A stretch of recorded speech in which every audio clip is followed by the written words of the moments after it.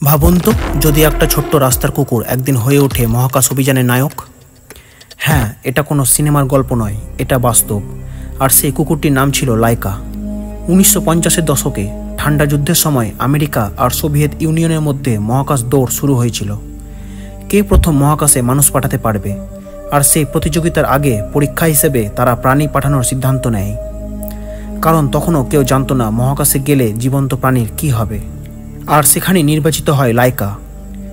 লাইকা কোনো দামি ল্যাবরেটরির কুকুর ছিল না, সে ছিল একেবারে সাধারণ এক স্ট্রে ডগ। মস্কোর রাস্তায় তাকে পাওয়া গিয়েছিল। কেন তাকে বেছে নেওয়া হলো?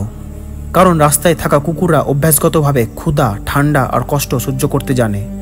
বিজ্ঞানীরা ভেবেছিলেন এরা মহাকাশের কঠিন পরিবেশে টিকে থাকতে পারবে। লাইকা ছিল শান্ত, ছোট আকারের আর প্রশিক্ষণে ভয় পেত না। ধীরে ধীরে তাকে মহাকাশ যাত্রার জন্য প্রস্তুত করা হলো। কিন্তু সত্যিটা সবাই জানত। 3 নভেম্বর 1957 সোভিয়েত ইউনিয়ন মহাকাশে পাঠায় স্পুটনিক 2 নামের একটি স্যাটেলাইট, আর তার ভেতরে বসানো হয়েছিল ছোট্ট সেই কুকুর লাইকাকে। সারা বিশ্বের দৃষ্টি ছিল সেই মুহূর্তে। রকেট আকাশে উঠতেই ইতিহাস তৈরি হলো। প্রথমবারের মতো এক জীবন্ত প্রাণী পৃথিবী ছেড়ে মহাকাশে পা রাখল। কয়েক ঘন্টা লাইকা বেঁচে ছিল, পৃথিবীর চারপাশে প্রদক্ষিণ করেছিল। কিন্তু তখনকার প্রযুক্তি এত উন্নত ছিল না।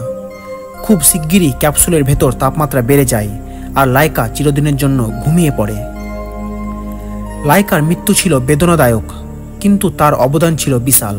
কারণ লাইকার মাধ্যমেই প্রমাণিত হয়েছিল মহাকাশে জীবিত প্রাণী বেঁচে থাকতে পারে। আর সেই জ্ঞানের ওপর ভর করেই পরবর্তীতে মানুষ মহাকাশে যাত্রা শুরু করে।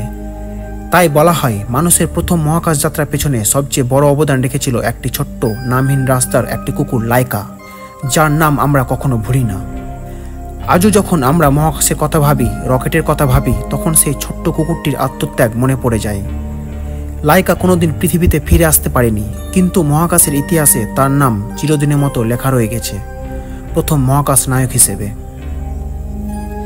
আপনারা যদি এই চ্যানেলে নতুন হন, অবশ্যই চ্যানেলটি সাবস্ক্রাইব করবেন।